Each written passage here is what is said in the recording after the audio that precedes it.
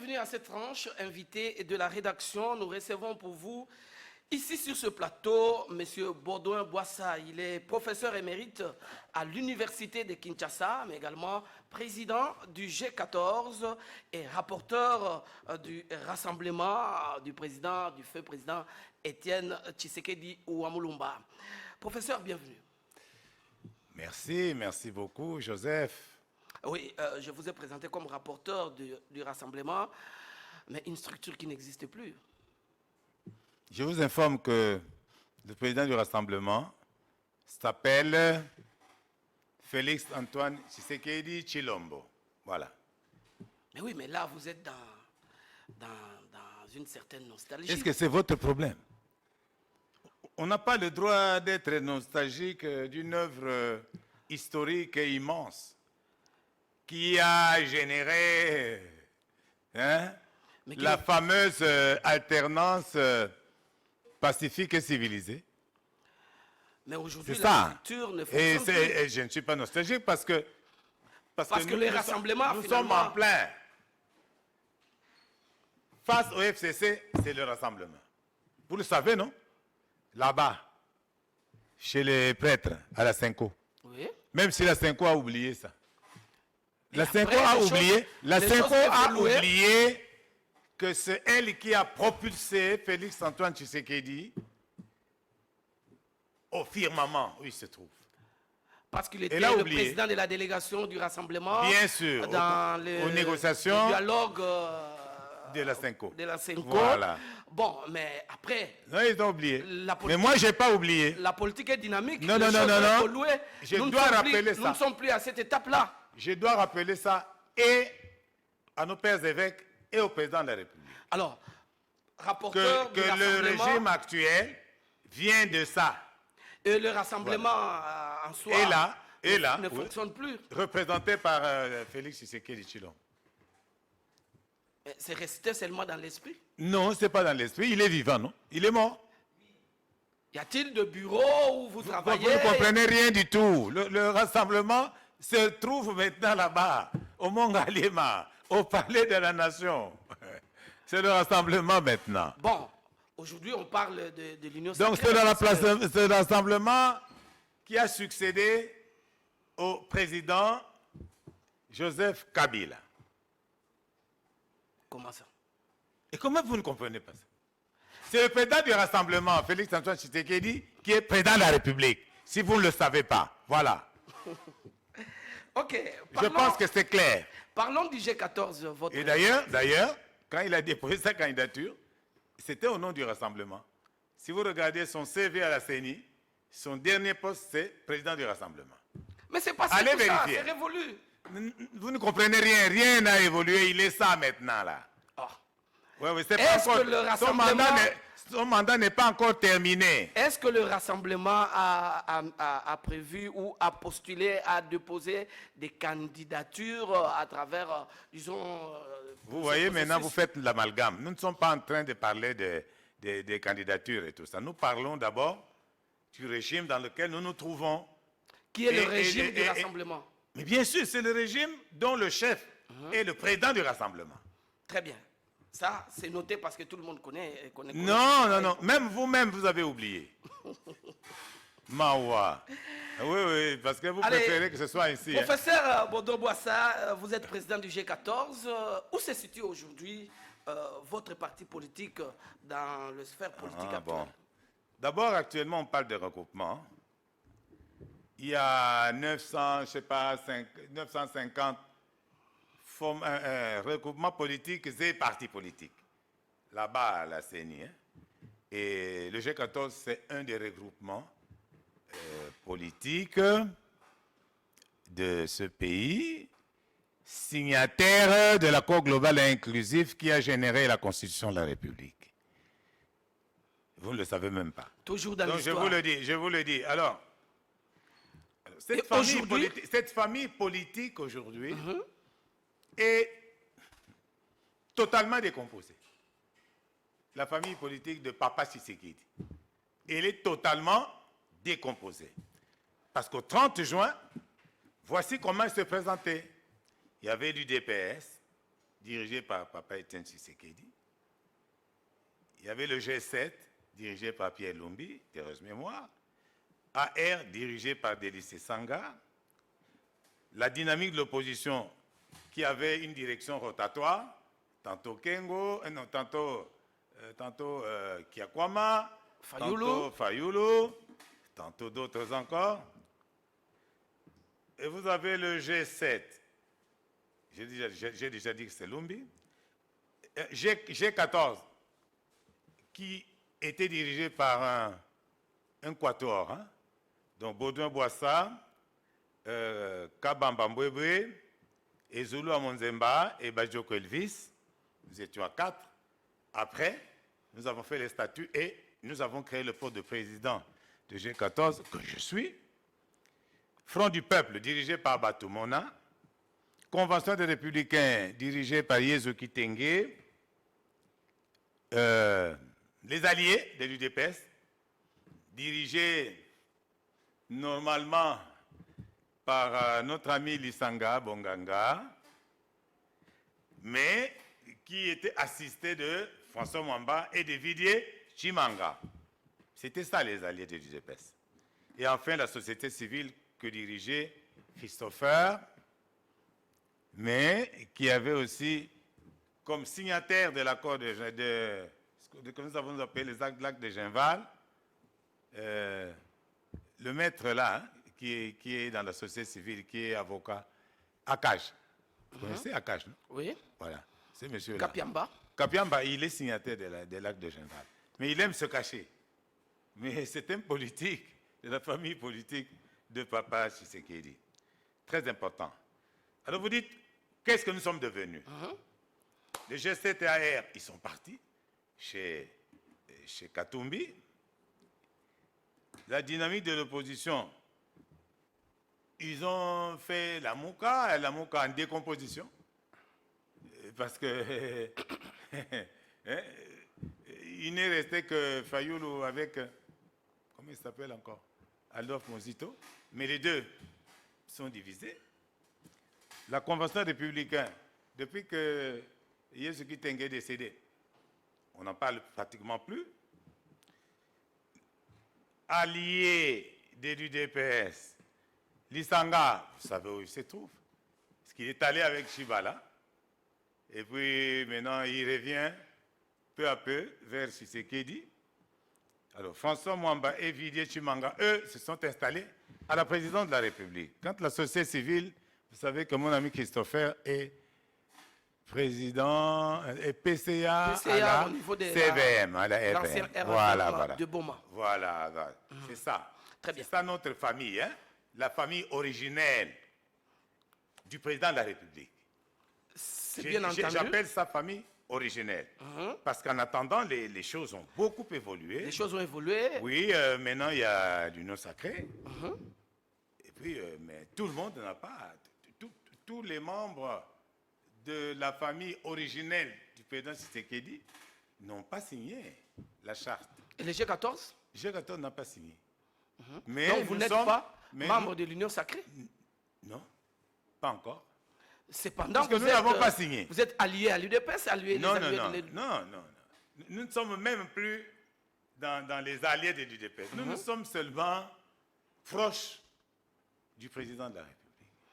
Mais alors, le G14 a parce présenté que, par exemple, ses candidats. vous voyez le Front du Peuple. Oui. Mon ami Batoumona, il est sorti de PAU. Il a créé son propre regroupement. Et puis, alors... Donc c'est ça un peu. Hein. La question est que vos candidats... Chacun de nous a créé sa structure. Et vous savez que l'Union sacrée, bon, quand vous regardez, 90% de l'Union sacrée est constituée des anciens qui venaient de FCC. Et c'est pour cela que ça vous gêne d'entrer dans l'Union sacrée comme ça, de vous asseoir autour de tous ceux qui viennent de... Non. Nous sommes contents qu'ils ont rejoint le président, mais nous ne sommes pas obligés d'être collés à eux. Nous sommes collés au président de la République. Alors, parlons-en. Est-ce que c'est clair? Parlons-en, parlons quand même... Plus tard, je vous dirai dans quel regroupement je me trouve. Justement, là, pas aujourd'hui. C'est ça la question que j'ai posée. Parce que vous avez, Je suis dans une structure, des candidats. Je suis dans une structure collée au président de la République. Mais cette structure n'est pas l'UDPS, n'est pas Union Sacrée, etc. C'est un mystère. Ce n'est pas un mystère, ça viendra. Pourquoi vous ne voulez pas attendre? Pourquoi vous êtes pressé? Mais tous les candidats ont déjà leur numéro. Chacun a reçu son numéro. Vous, votre numéro, vous êtes candidat? J'ai un numéro, oui. Vous n'avez qu'à aller consulter les archives de la CENI. Bon, j'ai un numéro. Je suis candidat aux élections, mais je vous le dirai à une autre émission. Très bien. Ça va. Vous Alors, ne savez pas attendre. Parlons du processus. processus. Parlons de ce Non, processus je n'ai pas électoral. encore fui et je prie le Seigneur que, devenu émérite à l'université, que je puisse me retrouver un jour au Sénat, par exemple. Ok. Et vous savez que là, c'est clair. Mais pour le dire, ça doit être un mystère. Vous savez que les sénatoriales ne sont pas encore organisées. Oui. Il faut attendre le résultat des députés provinciaux. Oui, alors il faut consulter un peu. Si vous consultez les résultats qui mais sont les sortis de la G14 CENI, a placé des candidatures dans d'autres élections, dans d'autres scrutins, comme dans Kinshasa, au Sankour, au Congo central. Députation nationale et provinciale. Pour d'autres, nous allons présenter des requêtes au niveau des parquets parce que la CENI ne volait pas, sans raison. Vous n'avez pas atteint le seuil. Pour ceux pour lesquels on n'a pas le seuil, nous avons 7 jours pour récupérer la situation auprès des cours des tribunaux. Ne vous en faites pas. Nous connaissons bien la loi. Processus électoral, les chefs de l'État... Ça vous va comme ça? Félix Tshisekedi, non, réponds candidat... d'abord, ça vous va comme ça? Allez, vas-y. Candidat à sa propre succession, l'Union Sacrée l'a investi, l'UDPS l'a investi, c'est maintenant tout le monde qui investit Félix Tshisekedi comme candidat, président de la République. Finalement, vous avez près de 80% de la classe politique, tous ne jurent que sur le président de la République. Pourquoi? C'est une bonne nouvelle, non? Le président, de par les actions qu'il a posées, a ratissé large. Tout le monde court vers lui. Moi, je trouve que c'est bon. Mais là, ce sont de cadres, hein, ce n'est pas nécessairement la population. Parce que là... Il faut aller leur poser la question. Attendez les élections. Alors, Martin Fayulu fait son retour dans le processus électoral. Ça vous fait peur, hein? Mais non. C'est un challenger compliqué, quand même. Non, mon ami, c'est triste, hein? Il a fait preuve encore une fois d'une instabilité politique incroyable. Comment ça? Il a fait ça avec la machine à voter. Maintenant, il vient de faire ça. Avec quoi? Avec l'audit... du fichier électoral. Non, l'audit internet du fichier électoral. Même chose. Et ici, ce qui est pire, c'est qu'il a empêché ses combattants d'aller postuler. Mais le jour de son dépôt de candidature, avec la CENI, non, c'est trop tard. Pour que la CENI ouvre quand même... C'est trop tard, à moins qu'il ait négocié ça. Mais ce n'est pas ça que je sais. Lui, il a dit de toute façon qu'il est candidat. Et si on empêche à ces hommes de présenter leur candidature, ces hommes vont faire la campagne. Et comme il veut battre le président de la République, dès qu'il est élu, il dissout le Parlement. C'est ça qu'il a dit. C'est écrit dans la Constitution. Donc il n'y a pas de problème. C'est faisable. Mais nous nous souhaitons bonne chance. Cela même est tombé comme une bombe à l'Union Sacrée. Non, pas du tout. Nous, on est prêts, non? Mais vous avez des adversaires redoutables. Pas seulement, non. Martin Fayulu, Moïse Katumbi, c'est tombé. Mouzito, il y a maintenant, comment le médecin prix Nobel de la paix, Denis Mukwege. Le prix Nobel. Alors, bonne chance. Si toutes ces personnes-là se réunissent, vous ne voyez pas que ça risque de faire trembler votre camp? Non. Nous sommes au pouvoir, mon cher ami. Et nous avons un bilan. Félix a un bilan. Nous allons de dégrainer un autre jour. Mais le bilan est là. Il est là. Heureusement que nous lui avons demandé de se retirer de ce fameux accord FCCH. Heureusement. Parce que sinon, il n'aurait aucun bilan. Le bilan, ce sont des tueries de Goma. Le bilan, c'est la guerre. Quoi? Tu dis? Le bilan. Les tueries de Goma, le bilan, c'est la guerre à l'Est. C'est triste, le bilan, c'est Je vois que vous êtes un journaliste. Qui est toujours sous occupation. Le bilan, c'est le taux du dollar Joseph, qui grimpe. Je me rends compte que vous êtes vraiment un journaliste de l'opposition. Mais ce n'est pas pour ça que je ne viendrai pas discuter avec vous. Les journalistes Vous, n'ont pas de vous voyez politique. seulement la face B, pas la face A. Vous avez les yeux fermés. Au fait, vous avez honte de dire que la gratuité d'enseignement a réussi. Vous avez honte de dire que le PDS 145 est là, dans les 145 territoires de ce pays pour la première fois depuis 60. Il y a du travail qui se fait. Mais ça piétine à l'Équateur, dans le Grand Équateur en tout cas. C'est normal. Ça piétine. Non, c'est normal que ça piétine. Parce que c'est loin pour apporter les matériels pour construire. Parce qu'il pleut, etc. C'est normal. Mais, malheureusement pour vous, il y a un travail qui se fait. Il est là, visible, mon cher. Vous n'allez pas détruire les écoles. Hein? Vous n'irez pas détruire les centres de santé. Hein? Vous n'allez pas détruire les routes. Hein? C'est là. Mais regardez tout ce que Mobutu a laissé. Chez vous, le pont Maréchal, Inga. Ici à Kinshasa, le stade de Kamagnon, le palais du peuple, même où on s'est réunis. Il n'y a pas moyen de détruire ça. Hein?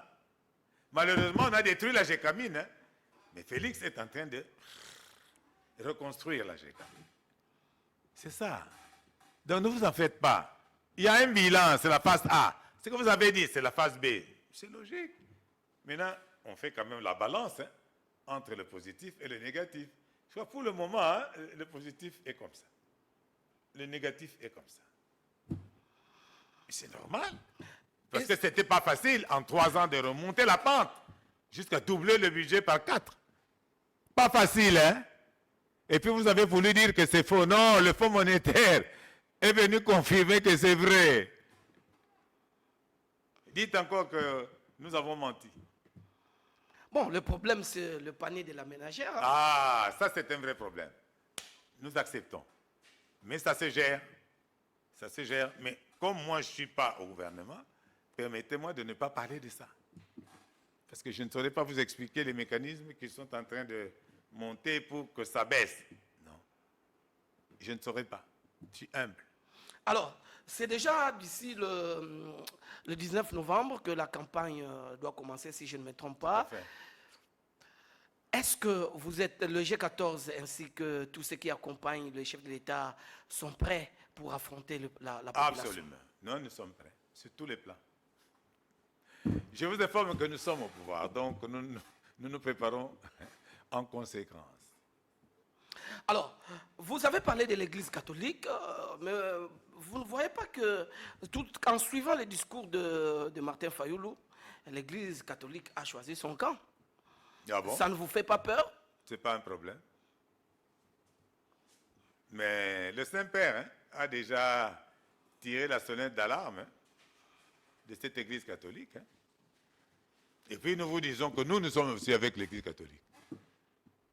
Le président de la République, depuis l'année passée, aide l'Église catholique à réaliser ses actions sociales. Et c'est la première fois que ça se fait de manière organisée et transparente. Et nous n'allons pas abandonner l'Église catholique. Voilà. Et tous les évêques ne sont pas avec Fayoulou. Mais si tous les prêtres de toutes les paroisses battent campagne contre vous, vous allez vous en sortir? Ils ne le feront pas. Ils ne vont pas le faire. Pourquoi ils vont le faire? Pourquoi? Parce qu'ils estiment que le pays est mal géré. Non, c'est pas. Hein? Vous croyez que tous les diocèses là sont bien gérés? Allez poser la question aux prêtres. Non, laissons ce débat-là. Il faut qu'on pose la question à Monseigneur Tcholé qui est le rapporteur de le secrétaire général de la Senco. Que nous ne quitterons pas l'Église catholique. Voilà. Ça signifie quoi? Vous allez influencer, S'ils veulent vous divorcer, allez influencer nous, on va... les fidèles à être de votre côté.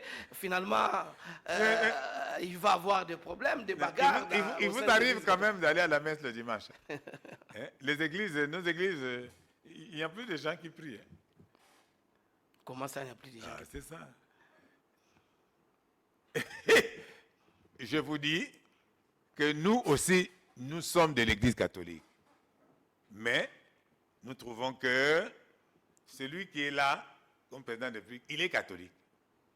Et il ne peut pas se séparer de l'Église catholique. Et il l'a dit. Il l'a dit à Mujima. Là, c'est vous qui le dites, l'Église. Non, il l'a dit à Mujima. L'Église Et il fait. Non, et il le fait. Félix Tshisekedi est connu et son pasteur est C'est connu. quoi? Non, ça n'a rien à voir. Ça n'a rien à voir. Très bien, alors... Non, il est vraiment catholique, il s'appelle Félix Antoine Tshisekedi Tshilom. Tu ne le sais pas.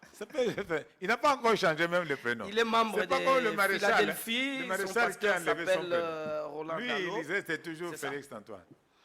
Non, Alors, il est catholique. professeur Boissa, Oui, papa. puisque nous allons très bientôt aux élections, et vous-même, vous avez dit que vous souhaitez postuler au niveau du Sénat. Oui. Comme les sénateurs sont choisis au niveau, sont élus au niveau de province, oui, ce sont des députés provinciaux Je vais qui me les choisissent présenter à au niveau Kinshasa. à Kinshasa. Ouais. Vous avez une base?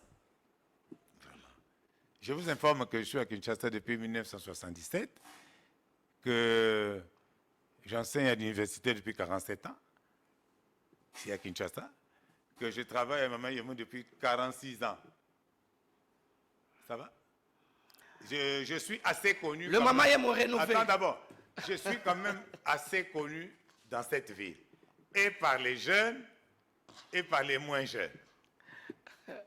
Par contre, chez moi au Congo central, on ne me connaît plus. C'est normal.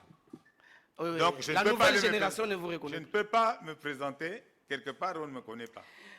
Très bien, donc Je crois que c'est de bonnes à politiques. Kinshasa, vous êtes déjà oui. fier avec le nouveau Mama Yemou. C'est déjà le premier élément de votre, de votre campagne à Kinshasa. Ce n'est pas mauvais. Je ne veux pas dire que c'est vous les Kabylistes qui avez construit ça.